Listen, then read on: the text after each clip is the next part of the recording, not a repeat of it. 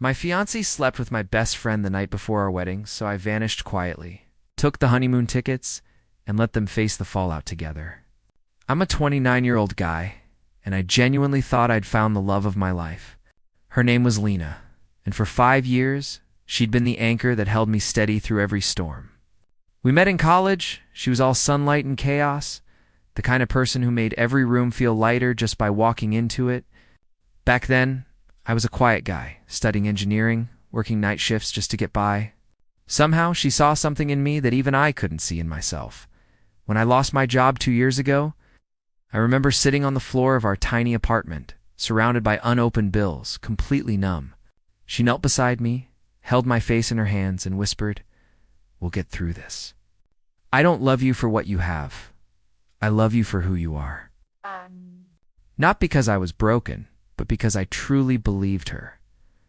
A year later, when things finally turned around, I proposed to her using my late mother's ring, a delicate gold band with a small sapphire. My mom used to say it symbolized loyalty and truth. Lena cried when I slipped it on her finger, promising me, "You'll never regret this choice." We planned a small, elegant wedding, the kind where every detail felt personal. My best friend, Ethan, was going to be my best man. He'd been like a brother to me since we were kids, and I trusted him with everything. My secrets, my fears, my happiness. But in the middle of that perfect fairy tale, little cracks started to show. Lena's smiles became shorter. Her texts grew colder. I'd catch her staring at her phone and setting it down like it had burned her. At first I told myself it was just pre-wedding stress. But deep down, something in me whispered, "Don't ignore this," and I wished to God I hadn't. The weeks leading up to the wedding were supposed to be the happiest of our lives, but instead, they felt like walking through fog. Every day, Lena seemed more distant. She'd brush off my questions with forced laughter, saying things like, "You're overthinking, babe. I'm just stressed about the guest list." I wanted to believe her. I needed to believe her. But small things kept gnawing at me. Her phone was suddenly password protected. She'd leave the room to take calls, and when I asked who it was, she'd smile too quickly and say, "Just my cousin. She's helping with the decor." Ethan, on the other hand, was acting strange too. Normally, he'd call every night to check in about the bachelor party or the ring fittings, but now he was too busy. When I'd stop by his place, his car would be in the driveway, lights on inside, yet he wouldn't answer the door. I'd tell myself he was sleeping or out running errands, but deep down, I knew something wasn't right. One night I found Lena sitting on the couch, scrolling through her phone with tears in her eyes. I panicked, rushing to her side. "What's wrong? Did someone say something?" She looked up, startled, and locked her phone. "It's nothing, I swear. Just stress. I'm fine." Her voice cracked on the last word. I wanted to press further, but her trembling hands made me stop. Instead, I hugged her and said, "Hey, we're almost there. Everything's going to be perfect." She didn't respond, just leaned into me for a few seconds before whispering, "Yeah, perfect." As the word hung between us, heavy, hollow, and cold. That night when she went to bed, sat in the living room staring at her phone on the table. The screen lit up once, an incoming message. It wasn't from her cousin, and for the first time, I felt the air shift, like something sacred was about to break. The rehearsal dinner was everything I'd hoped for, at least. On the surface, laughter, clinking glasses, soft music, and friends telling embarrassing stories about my awkward high school phase. I remember standing beside Lena, watching her glow in the candlelight. She looked breathtaking in that soft blue dress, the sapphire on her ring catching the light like a promise. But something felt off. Ethan was there too, cracking jokes and keeping everyone entertained. He'd always been that guy, the life of the party, the one who could make anyone laugh. But when our eyes met across the table, there was a flicker, quick, almost guilty, that made my stomach twist. And when Lena reached across him to grab a drink, her hand brushed his arm. Too casually. Too familiar. I tried to shake it off. People touch. Friends laugh. I was tired. That's all it was. Later that evening, when everyone started leaving, Lena pulled me aside. "Hey," she said softly, "you go ahead and get some rest. Ethan and I are going to stop by the venue one more time just to make sure everything's set." I frowned. "Can't it wait until morning?" She smiled, that same smile she'd used to quiet every doubt I ever had. "You've done enough, baby. Let me handle this." I kissed her forehead and told her I loved her. She said it back, but her voice trembled. When I got home, I poured myself a glass of whiskey, staring at the half-packed suitcase for our honeymoon. I should have been excited we were leaving for the Maldives in 2 days. Instead, I felt uneasy. Hours passed. Midnight came and went. No message, no call. I texted her once, "Everything okay?" No reply. I must have fallen asleep on the couch waiting for her. When I woke up, sunlight was spilling through the curtains, and my phone was filled with missed calls from everyone except her. And somehow, I already knew something had gone horribly, irreversibly wrong. The first thing I remember was the silence, the kind that makes your chest tighten before you even know why. My phone was buzzing nonstop, calls from my dad, my best man, the venue coordinator. The wedding day. It was supposed to be our day, but Lena was gone. Her phone went straight to voicemail. The hotel said she'd checked out early that morning. Ethan wasn't answering either. Panic clawed at me as I tried to stay composed. Maybe there was a mix-up.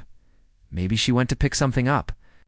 I told myself 100 versions of normal before the fear finally drowned them out. My sister arrived first, her voice trembling. "She's not at the bridal suite. Nobody's seen her since last night." Guests had started arriving, family, co-workers, people who'd flown in from out of state. And I was standing there in a suit smiling through clenched teeth, pretending everything was fine. The wedding planner whispered, "Should we delay?" And I nodded, feeling like I was floating outside my body. An hour passed. Then 2. Finally my phone buzzed. It was a message from Lena. Just one line. "I'm sorry. I need time. Don't come looking for me." My world tilted. I read it 3 times, waiting for another text, an explanation, anything. There was nothing. The murmurs around me turned into whispers, the whispers into pity. I caught someone say, "She ran." Another cold feet. My father put a hand on my shoulder, his voice low. "Son, let's go home." I wanted to scream, to demand answers, to make sense of it, but I couldn't move. I just stood there, staring at the empty aisle, the flowers, the music, the ring in my pocket. Everything was ready for a promise that would never be made. And deep down, I felt something break, not just my heart, but my faith in the people I loved most. That night, I sat alone in my apartment with the curtains drawn, still wearing my wedding shirt. The air smelled like wilted flowers and cheap cologne, remnants of a day that never happened. My phone buzzed every few minutes. Relatives, friends, sympathy messages I couldn't stand to read. Then one notification stopped me cold. It was from Ethan's sister, Mara. The message was short, hesitant, almost like she was afraid to be the one to say it. "I don't know if you've heard yet, but Lena left Ethan's hotel room early this morning. I thought you should know." For a few seconds, I just stared at the screen, my brain refusing to connect the dots. Then it hit hard, violent, like a gut punch that stole my breath. My fiancé, my best friend, the night before our wedding. I opened my messages with Ethan, countless late-night jokes, pep talks, stupid memes. All of it looked different now. His "don't stress, bro" texts.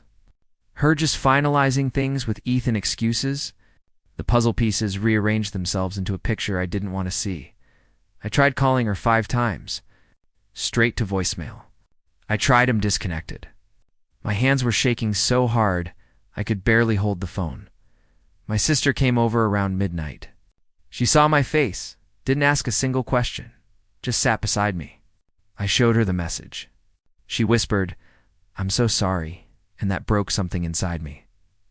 I didn't cry that night. I didn't even rage. I just went quiet, completely numb, because the worst part wasn't the cheating. It was realizing that everyone in that room, every smile, every toast had been built on a lie I never saw coming. and for the first time, I wondered if love was just another word for blindness. The next 2 days were a blur of unanswered calls, sleepless nights, and the kind of silence that hums like electricity. I shut off my phone at one point because every vibration felt like a new knife. Friends wanted to check in, relatives wanted gossip, and even the pastor texted me a prayer I couldn't bring myself to read. I didn't want comfort. I wanted answers, but none came. Not from Lena, not from Ethan. Until the third night, her name flashed on my phone, a message, not a call. I opened it, my heart pounding so hard it made my chest ache. I'm sorry for what happened. I don't know why I did it. It just happened. I panicked. Please don't hate me. You're the best man I've ever known. I read it twice, then threw the phone onto the couch. The words felt rehearsed, guilt without truth. Minutes later, another message came in from Ethan. Bro, I messed up. I was drunk. I swear it didn't mean anything. Please talk to me. Didn't mean anything. Those 3 words replayed in my head like an echo in an empty hall. I typed 100 replies. Deleted everyone by morning, I'd stopped eating. My reflection looked like someone else's face, pale, cracked, hollow. I went through the motions, brushing my teeth, walking to the window, staring at nothing. My dad stopped by and tried to talk, but I couldn't meet his eyes. When he said, "You can't let this destroy you," I just laughed that dry. Humorless kind of laugh that doesn't sound human because I already knew it had. Destroyed me, not just the betrayal, but the quiet realization that both of them had probably slept peacefully while I was drowning in the wreckage they left behind, and somehow that hurt most of all. On the 4th day, I woke up to sunlight spilling across the floor. The same apartment that used to feel like home now looked foreign, like it belonged to someone else. My suit was still hanging by the door, untouched. Her bouquet, wilted and gray, sat in a vase like a ghost of what was supposed to be happiness. Something inside me snapped, but not in the way people expect. I didn't throw things. I didn't scream. I just went still. I realized no apology, no explanation would ever make this make sense. They'd taken something from me that words couldn't repair: trust. So I decided to do something they'd never expect. Not revenge. Not forgiveness. Silence. I opened my laptop, canceled the apartment lease, sold the furniture on Facebook Marketplace, and transferred what was left of my savings into a travel account. 2 hours later, I called the travel agency that had booked our honeymoon. "Yes," I said calmly. "I'll still be using both tickets. Just under one name now." The woman on the phone hesitated. "I'm sorry, sir. Did something happen?" I smiled to myself. You could say that. By nightfall, my bags were packed. I deleted every photo of Lena and Ethan from my phone, but I didn't block them. I wanted them to see that I'd simply vanished. No dramatic goodbye. No closure. Just gone. Before leaving, I stood in the middle of the living room, staring at the empty walls. My heart felt heavy, but clean, like someone had finally stopped pressing on a bruise. When I boarded the plane the next morning, I didn't cry. I just put in my headphones, closed my eyes, and whispered to myself, "You broke me quietly. So I'll leave you the same way." And as the plane lifted off the ground, I didn't look back. Not once. The Maldives were everything the brochures promised: turquoise water, soft white sand, sunsets that looked painted by hand. But what they didn't show was how empty paradise feels when your soul is still bleeding. I spent the first few days alone on the balcony, watching waves crash while my phone buzzed endlessly on the table beside me. At first, I ignored it. Then curiosity won. The messages were chaos. Friends, coworkers, even distant cousins, sending screenshots and whispers. Word had spread fast. Lena's family was furious, demanding explanations. Ethan's long-term girlfriend had found out too. Apparently, Lena and Ethan had tried to spin stories, something about cold feet and a drunken mistake.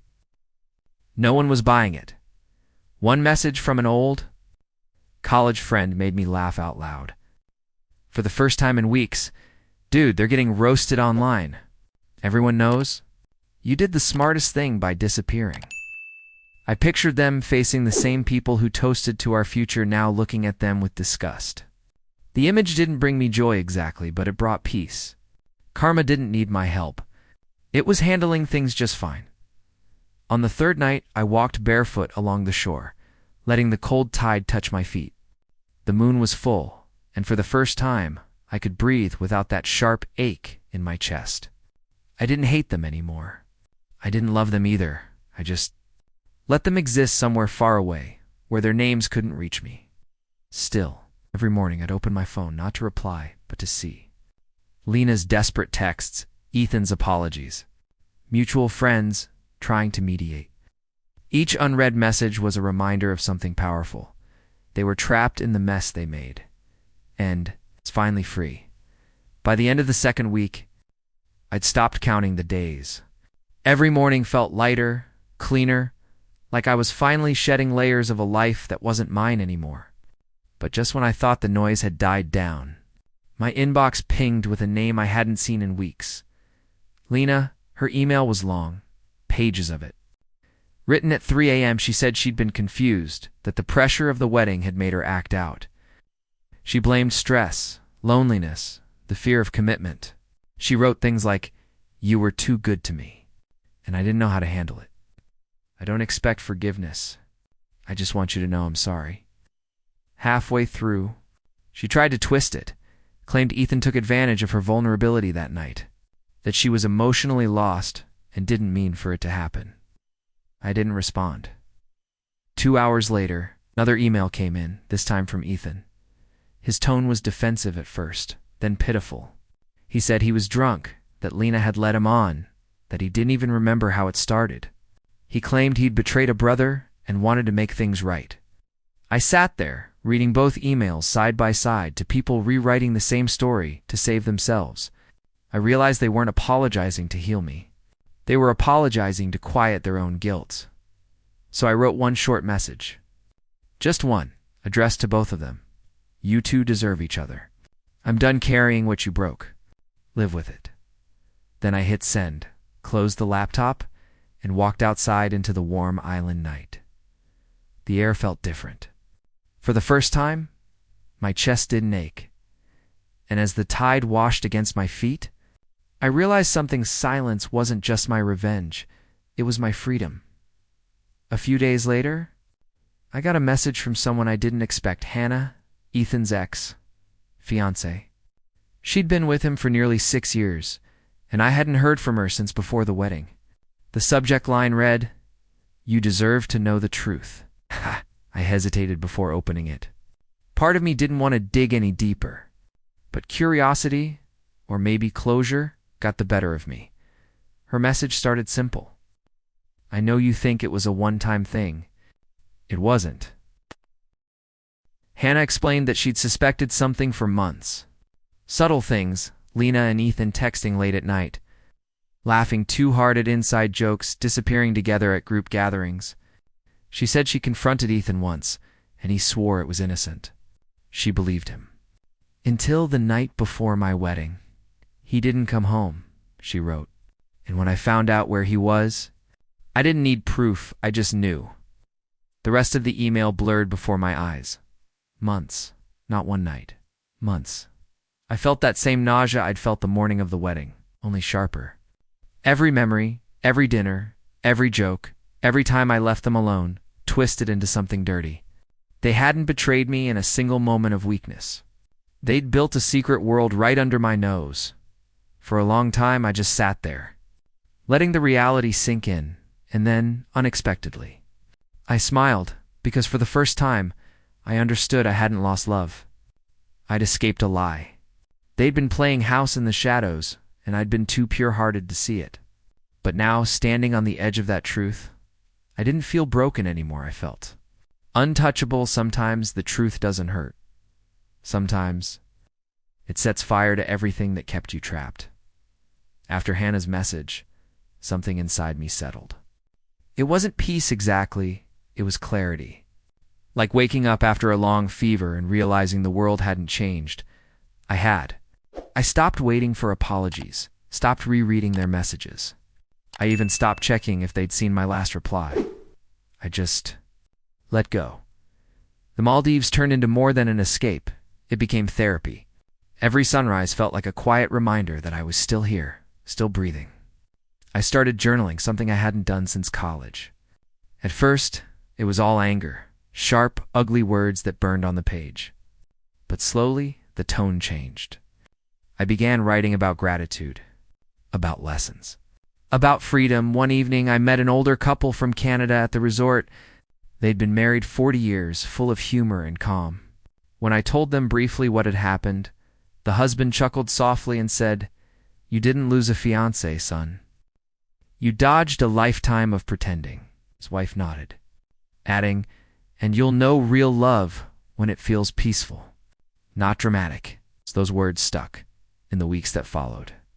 I started working remotely from the island, taking small freelance projects to keep busy.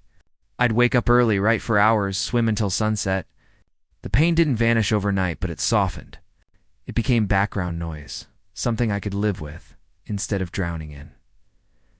Through friends back home, I heard Ethan's business was falling apart, and Lena had left town after being ostracized by mutual friends. The old me would have felt vindicated, but now it just felt distant. Like reading about strangers, because they no longer owned a single piece of me. I wasn't the broken groom anymore. I was a man rebuilding from the ashes, quietly, deliberately, beautifully. And for the first time in months, I whispered to myself, "You survived." I guess. When I finally returned home, months had passed. The apartment looked smaller, emptier, like it had been holding its breath while I was gone. I unpacked one suitcase, left the rest untouched. I wasn't here to stay forever. I was just here to close a chapter. The first thing I did was visit my mother's grave. I hadn't been there since before the wedding chaos began. The sky was gray that morning, the air sharp and still. I knelt down, brushed the dirt from her headstone, and whispered, "Always told me love should never make you feel small." My voice cracked. "You were right." I placed a single white lily, her favorite, beside the stone and took a deep breath that felt like letting go. On my way home, I passed the cafe where Lena and I had our first date. I didn't stop. I didn't even look inside. There was no anger left, no bitterness, just distance, a clean one. That night, I opened my laptop and deleted every trace of them. Photos, messages, archived memories. Then, almost impulsively, I created a new blog titled Quiet Horizons. I began writing about healing, self-worth, and learning to rebuild. Within weeks, strangers started commenting, sharing their own stories of betrayal and resilience. Somehow, my pain had become someone else's compass, and that's when it hit me. Maybe my purpose wasn't to get revenge, or even closure. Maybe it was to show that silence, when chosen, can be strength. One evening, as I watched the sunset from my balcony, my phone buzzed again, an unknown number. I didn't even check who it was. I just smiled, turned it face down, and whispered to myself, "They'll never get to see me break." The world outside kept spinning. But for the first time in a long time, it didn't spin without me. It spun with me. And that, I realized, was the real revenge, living better, without ever looking back.